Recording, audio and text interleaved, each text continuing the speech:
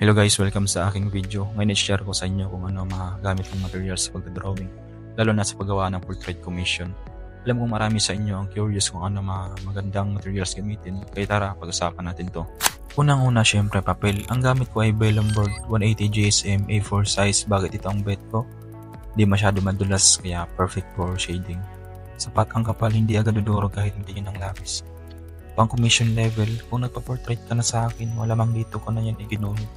Para sa pag-outline, mas gusto ko mechanical pencil. Bakit? Laging matulis kaya hindi hassle, hindi kailangan tasahan kaya walang abala. Mas madali kang makakagawa ng maliit na detalye, lalo na sa mata at buhok. Kapag tapos na ang outline, dumidiretso na ako sa shading gamit ang graphite pencil. Smooth siyang i-blend kaya perfectong gamitin sa skin tones. May iba't ibang hardness levels, edge para sa light shading, B para sa dark tones. Mas madaling i-control kaysa sa charcoal, kaya ideal for realistic drawings. Ginagamit ko ito lalo na sa mukha kasi mas soft at natural tingnan ang shading. Pero kapag kailangan ko ng extra dark areas tulad ng buhok at mata, gumagamit ako ng charcoal pencil. Mas intense ang itim kaya hindi mukhang faded. Soft siya kaya madali i-layer para sa smooth transitions. Pinaka-favorite ko itong gamitin sa buhok kasi ang dali niyang i-blend para makuha yung realistic shine. Para naman sa highlights, dalawang gamit ko. Faded eraser, pang lighten ang areas para may contrast.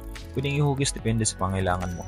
White gel pen para sa sharp highlights lalo na sa mata at ilong. Ito yung huling finishing touch para magmukhang buhay ang drawing. At ayun na nga, yan ang mga ginagamit ko sa pag-drawing. Simple lang pero epektibo. Kung may tanong kayo, comment lang kayo below. At kung may gusto kayo ibang topic na gawin ko, let me know. Salamat sa panonood. God bless.